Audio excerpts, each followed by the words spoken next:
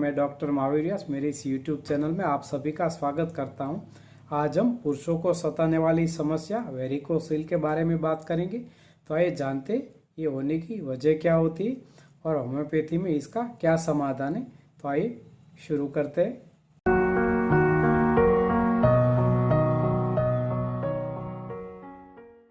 मित्रों, वेरिकोसिल एक ऐसी कंडीशन है जिसके अंदर टेस्टिस को ब्लड सप्लाई पहुंचाने वाली जो वेन होती वो असामान्य रूप से फैल जाती, यानी कि इसमें सूजन आ जाती और ये फूल जाती, जिसके कारण जो टेस्टिस को मिलने वाला ब्लड का जो टेम्परेचर होता है वो बढ़ने लगता है।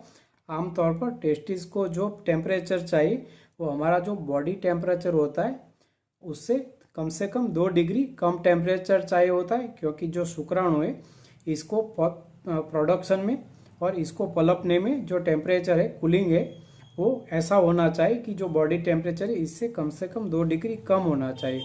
तो जो वेरिकोसिल होता है इसमें जो वेन है वो फूल जाती है, जिसकी वजह से वहाँ ब्लड जमा होने लगता है और जो टेस्टिस है इसकी गर्मी बढ़ जाती, जिसके कारण कभी कभी जो शुक्राणु का प्रोडक्शन यानी कि जो स्पर्म्स है इसकी जो प्रोडक्शन की जो क्षमता है वो डैमेज होने लगती है।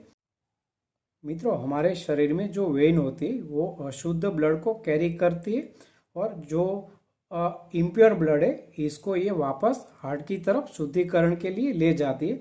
इसके अंदर छोटे छोटे वाल्स होते हैं जो ब्लड को ऐसे ऊपर की तरफ उसको पुश करते रहते। अगर ये वाल्व कमज़ोर हो जाते तो जो ब्लड है वो वापस नीचे आने लगता है और वेन में जमा होने लगता है, जिसके कारण जो वेन है वो फूलने लगती है और वहाँ का टेम्परेचर बढ़ने लगता है। इसको हम वेरिकोसिल कहते हैं। और जो आमतौर पर जो शरीर में यानी कि दूसरी जगह पे पैरों में वगैरह होते जिसको हम वेरिकोज वेन के नाम से जानते हैं। तो आमतौर से 15 से लेके 35 तक की उम्र के पुरुषों में ये समस्या पाई जाती है और लगभग 15 से 20% यानी कि 15 to 20% पुरुषों में ये तकलीफ पाई जाती है और मोस्टली लेफ्ट साइड होता है, कभी कभी दोनों साइड भी हो सकता है। इसके कारण के बारे में अगर बात करें तो जो वेन के वाल्स होते इसमें अगर खराबी आ जाए तो वेरिकोसिल की समस्या होने लगती है और अगर अंडकोश में मिलने वाला रक्त प्रवाह जो है इसमें रुकावट आने लगे तो भी ये समस्या हो सकती है। इसके सिम्टम्स को अगर देखें तो जो टेस्टिस होते उसमें सूजन और भारीपन महसूस होता है और कभी कभी अंडकोश में पेन भी होता है। और ये इनफर्टिलिटी की जो वजह होती है यानी कि जो पुरुष होता है इसमें इनफर्टिलिटी, तो इसकी एक वजह वेरिकोसिल भी हो सकती है, क्योंकि इसकी वजह से कभी कभी पुरुषों में शुक्राणु की जो गुणवत्ता है उसमें कमी आने लगती है।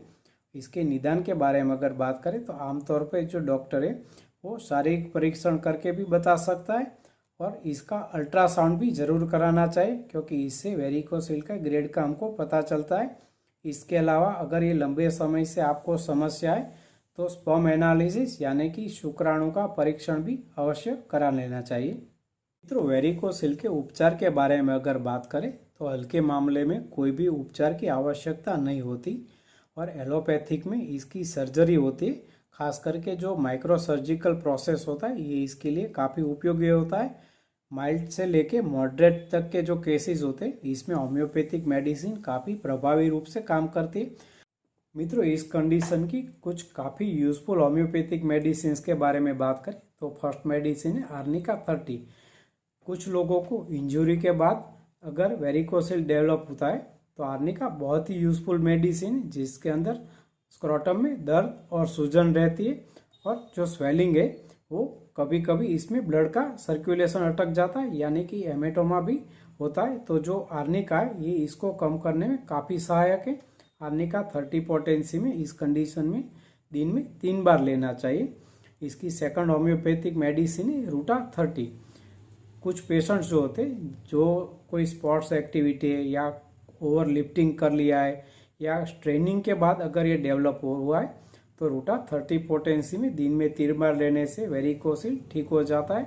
मित्रों, इसकी थर्ड और बहुत ही ज़्यादा यूजफुल होम्योपैथिक मेडिसिन है हेमामिलिस 30।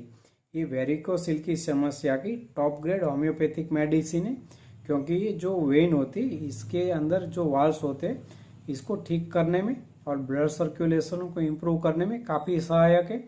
अगर टेस्टिस में पेन, स्वेलिंग और एनलार्जमेंट हो गया है तो एमामेलिस 30 को दिन में 3 बार लेने से ये काफ़ी फ़ायदा पहुंचाती है। और इसकी फोर्थ होम्योपैथिक मेडिसिन है पल्सेटिला 30। अगर स्क्रोटम में दर्द हो रहा है और ये चलने से बढ़ता है और साथ में बर्निंग सेंसेशन भी यानी कि जलन भी होती है, और वेरिकोसिल की समस्या की वजह से अगर शुक्राणु में कमी आ गई तो पल्सेटिला को 30 पोटेंसी में दिन में 2 से 3 बार लेना चाहिए। और इसकी फिफ्थ लास्ट और बहुत ही ज़्यादा यूजफुल होम्योपैथिक मेडिसिन है कैलकेरिया फ्लोर 6x। ये एक बायोकेमिक मेडिसिन है और हर प्रकार के वेरिकोज वेन या वेरिकोसिल में ये बहुत ही ज़्यादा फायदा पहुंचाती है। वेन की जो इलास्टिसिटी है इसको मेंटेन करने में और जो वेन के वाल होते हैं इसके फंक्शन को इम्प्रूव करने में ये बहुत ही यूजफुल है। और वेन के अंदर जो कंजेशन होता है इसको कम करके ये ब्लड फ्लो को वापस नॉर्मल सर्कुलेशन स्थापित करने में बहुत ही यूजफुल है।